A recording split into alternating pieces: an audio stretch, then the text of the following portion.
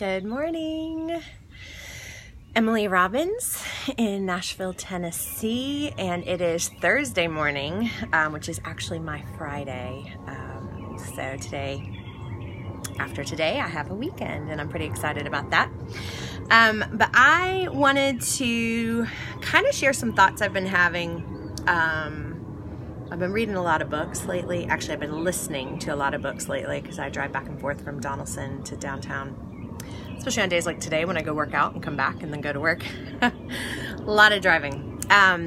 Before I get started though with some of my thoughts, let me know if you do catch this live, and let me know by saying hello. And if you're on the replay, just say replay, and then I can come back and say hi to you later because I would love to do that. So the question is why me, and how you ask that.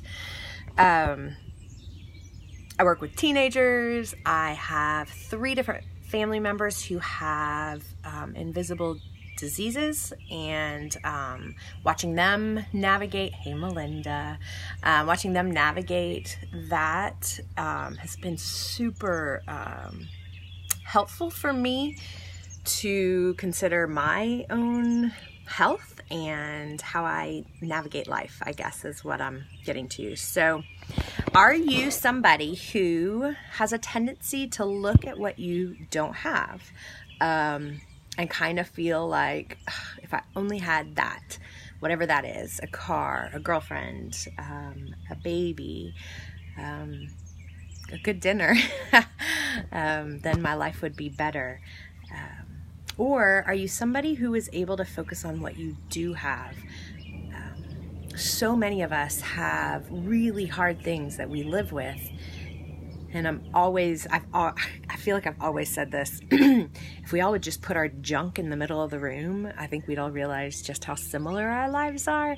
The junk all may be completely different, but we've all got it. And not that we need to walk around airing out our dirty laundry, but I feel like there's a whole lot more commonality in what we do struggle with.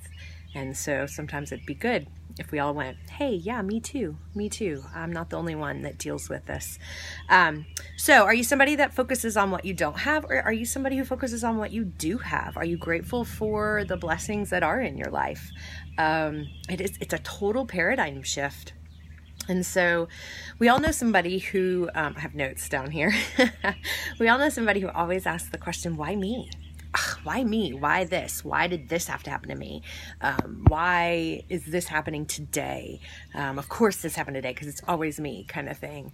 And I guess the shift could be is you can ask the same question, having a totally different mindset of why me? What do I need to learn from this today? What do I need? What can I gain from this experience to help others? So yeah, it's still the same question. Why me? Why do I get to be a part of this hard thing, good thing, whatever it is? And then how do I continue learning from it to share it with others? Have you ever dealt with something like this? Have you ever even been in a situation where you were able to shift that paradigm? Where something's happening and you can just tell you're like, this sucks. And then you're like, wait a second. It's not that bad. Or it is that bad. But how do I shift and look at it from a different perspective? If you focus on the bad will grow. We know lots of people. I mean, I even feel like if you walk in and someone complains, there's almost like a competition. Oh, well, my drive-in was even worse. Oh, you don't have anything like me because there was an accident and then, we had to pull over, whatever. Like we just want to top like all the bad things. And I have found that if you focus on the good will also expand. And so to be able to say like, okay, that was hard, but I had more time in my car to listen to my book. How do you shift that perspective by focusing on the good? I don't know if you've ever heard of it, but there was a study done in the 80s called the Nun Study. You can look this up.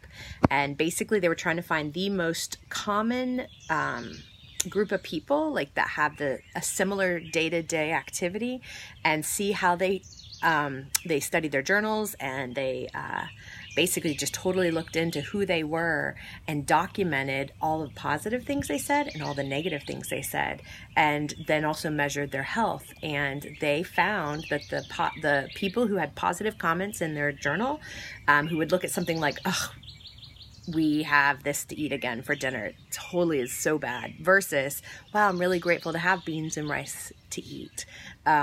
Completely different, totally same meal, completely different perspective. The ones who were more positive were healthier, and they found, and I'm not going to get all the numbers right, but the negative ones, at the age of 85, only 35% of them made it to 85 versus 90-something% of the ones who were positive. And then even a decade later at 95, 50% of the positive ones were still alive. So it's kind of fascinating to think, if you're willing to look at something and have a positive perspective.